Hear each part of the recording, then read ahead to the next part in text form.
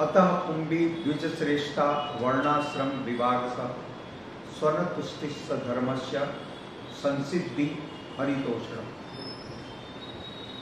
कोई भी वर्ण हो, ब्राह्मण हो, क्षत्रिय हो, वैश्य हो, शूद्र हो, कोई भी आश्रम हो, ब्रह्मचारी हो, गृहस्थ हो, वानप्रस्थ हो या सन्यासी हो, सभी आश्रमों का एकमात्र उद्देश्य होना चाहिए और उद्देश्य है भगवान हरि को प्रसन्न करना। आप सन्यासी हो और भगवान हरि को प्रसन्न नहीं कर रहे हैं तो आपका सन्यास आश्रम व्यर्थ है। आप वानप्रस्थ हो परंतु भगवान हरि को प्रसन्न नहीं कर रहे तो आपका वानप्रस्थ आश्रम व्यर्थ है।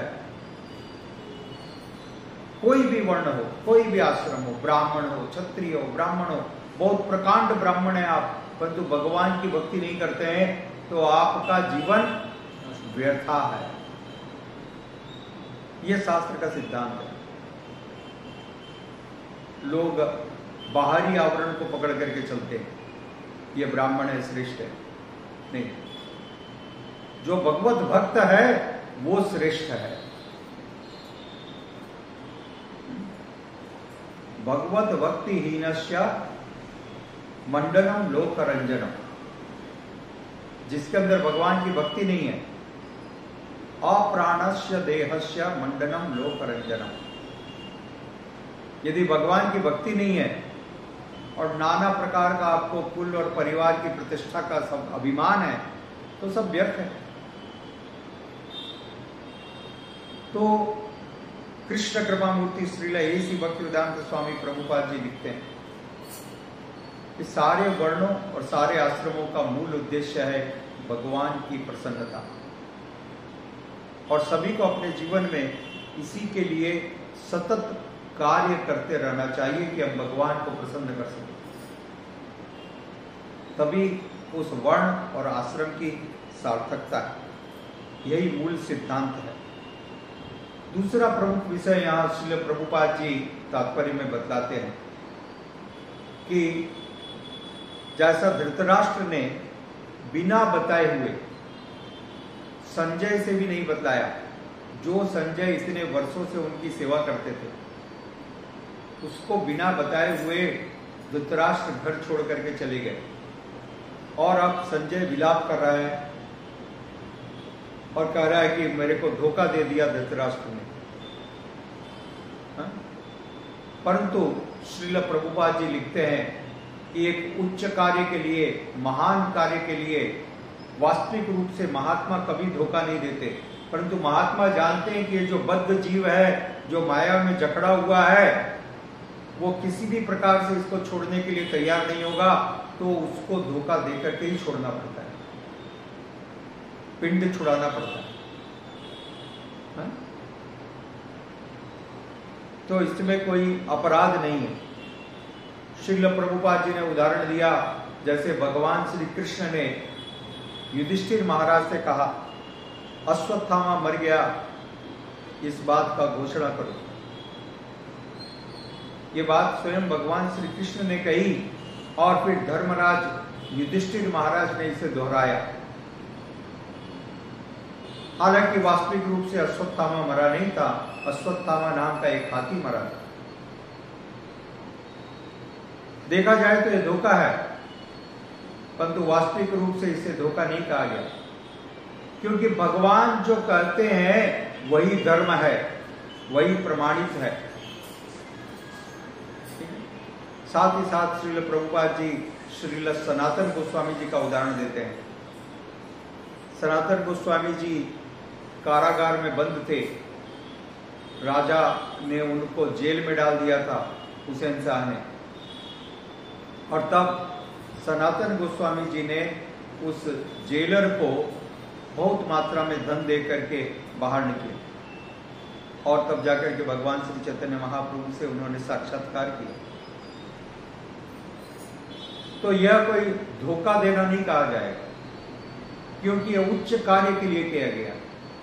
साथ ही साथ श्रील प्रभुपाद जी ने प्रमाण दिया, उदाहरण दिया श्रील रघुनाथ दास गोस्वामी जी का, रघुनाथ दास गोस्वामी जी ने अपने पुरोहित, अपने घर के जो पुजारी थे, उनसे झूठ कहा और उनको धोखा देकर के निकले, तब भगवान चैतन्य महाप्रभु के पास पहुंचे। तो इन सारे प्रमाणों से श्रील प्रभुपाद जी इस बात को स्पष्ट करते हैं कि मूल उद्देश्य है भगवान की प्रसन्नता। यदि भगवान को हम प्रसन्न नहीं कर रहे हैं तो सब कुछ व्यर्थ है। इन औपचारिकताओं में कुछ भी नहीं रखा, ठीक है। ये मूल सिद्धांत है, भगवान को प्रसन्न किया जाए। और गोपनीय ढंग से धृतराष्ट्र वहां से निकल गए। उच्च कार्य के लिए ऐसा करना पड़ता है, क्योंकि संसार में लोग बद्ध हैं, आसक्त हैं नाना प्रकार के संबंधों के प्रति, और उन संबंधों में इतने जकड़े हुए हैं कि कभी उससे बाहर निकल ही नहीं सकते। और एक दूसरे के जो भौतिक संबंध है उन्हीं को पूर्ण करते करते समाप्त हो जाते हैं। इसलिए आवश्यकता है इसको एक झटके में काट करके निकला जाए, और यदि आवश्यकता पड़े तो बिना बताए हुए भी निकलना पड़ने में कोई हानि नहीं है। कृष्ण कृपा मूर्ति श्रील ऐसी भक्तिवेदांत स्वामी प्रभुपाद जी अपने जीवन का उदाहरण देते हैं कि मैं भी इसी प्रकार से निकला था। यदि श्रील प्रभुपाद जी अपने घर परिवार को छोड़ करके नहीं निकले होते तो आज इस विश्व में यह भगवत धर्म का प्रचार कैसे होता? क्या यह संभव था? नहीं। तो महान उद्देश्य के लिए इसकी संस्तुति की गई है कि ऐसा करना यह प्रमाणित है, ठीक है। इसमें कोई अपराध नहीं है। महात्मा किसी को धोखा नहीं देता है। वास्तविक रूप से महात्मा सभी का परम कल्याण करते हैं। दो प्रकार का कल्याण है, एक है भौतिक कल्याण और एक है पारमार्थिक कल्याण।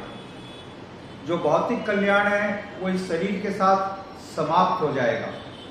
आपने किसी व्यक्ति को धन दिया, आपने किसी व्यक्ति को अच्छी सुविधाएं दी, गाड़ी दी, बंगला दिया, परंतु उसके शरीर के साथ साथ ये सारी सुविधाएं समाप्त हो जाने वाली हैं, ठीक है।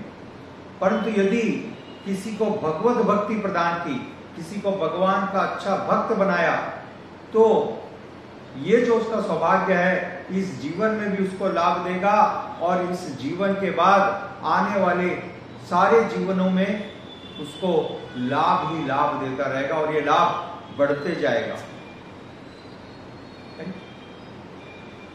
इसलिए ये वास्तविक सबसे बड़ी भेंट है, सबसे बड़ा परोपकार कार्य है, और इसके लिए कभी कभी आवश्यकता पड़ने पर तथाकथित धोखा देना पड़ता है। जैसे एक पिता अपने पुत्र को कहता है, देखो ये भगवान के नाम का जप कर लो, मैं तुमको एक अच्छा लड्डू दूंगा, और लड्डू के लालच में पुत्र भगवान के नाम का जप या भगवान की भक्ति थोड़ी देर करता है, तो इसको धोखा नहीं कहेंगे। यह उसको किसी प्रकार से प्रेरित कर रहे हैं अच्छे काम के लिए, सद्कार्य के लिए, क्योंकि वो पुत्र अज्ञान में है और आसक्त है, ठीक है। तो इसलिए ऐसा करना कभी कभी अनिवार्य हो जाता है। और श्रील प्रभुपाद जी ने बताया, जैसा धृतराष्ट्र ने किया, धृतराष्ट्र ने एवं धृतराष्ट्र की पत्नी गांधारी ने बिना किसी को सूचित किए हुए विदुर महाराज के कहने पर, विदुर महाराज महात्मा है, तो एक महात्मा के वचनों का आचरण करके, उनके ऊपर विश्वास करके, उनके आदेशों का पालन करते हुए वे अपने घर से निकल गए बिना किसी को बताए हुए। यहां तक कि संजय को भी उन्होंने सूचित नहीं किया, जो संजय उनका इतना विश्वस्त व्यक्ति था, इतने वर्षों से उनकी सेवा कर रहा था। फिर भी वो उस घर से, उस राजप्रसाद से निकल चुके थे जंगल की ओर, बिना किसी को बताए हुए भगवत भक्ति का अनुशीलन करने के लिए, इस भौतिक संसार की आसक्ति को तोड़ करके, जो सबसे बड़ी अनिवार्य है, सबसे बड़ी जरूरत है इस आसक्ति को काटना। इसलिए कुंती महारानी भगवान श्री कृष्ण से प्रार्थना करती हैं, हे भगवान, मेरे इस आसक्ति को पांडव जो उसके पुत्र हैं, और वृष्णि जो उसके परिजन हैं, उसके पिता के कुल के, कुंती महारानी भगवान श्री कृष्ण से प्रार्थना करते हैं, स्नेह पास छिदम, हे भगवान श्री कृष्ण,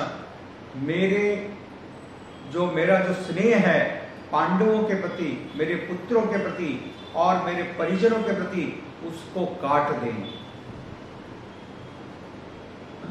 लोग उसको मजबूत बनाना चाहते हैं, परंतु कुंती महारानी ने प्रार्थना किया, हे भगवान, इस बंधन को काट दें, जिससे मेरे जीवन में एकमात्र आपके सिवा और कुछ न रहे। एकमात्र आपके सिवा मुझे और कोई दूसरा लक्ष्य न हो। एकांत की हरि भक्ति, भगवान हरि की एकमात्र भक्ति की जाए, वो भी शास्त्र के प्रमाणित आधार पर। यदि शास्त्र द्वारा, गुरु द्वारा प्रमाणित आधार मार्ग नहीं है तो उस भक्ति से उत्पात हो। इसलिए प्रत्येक व्यक्ति को शास्त्र के निदर्शनों का पालन करना चाहिए, और शास्त्र के निदर्शनों का पालन करते हुए अपने जीवन को सार्थक और पवित्र बना सकते हैं। अपने जीवन में भगवत भक्ति का अभ्यास करके कृष्ण कृपा मूर्ति श्री लयसी भक्तिवेदांत स्वामी प्रभुपाद जी ने इस तात्पर्य में स्पष्ट किया। हरे कृष्णा, धन्यवाद।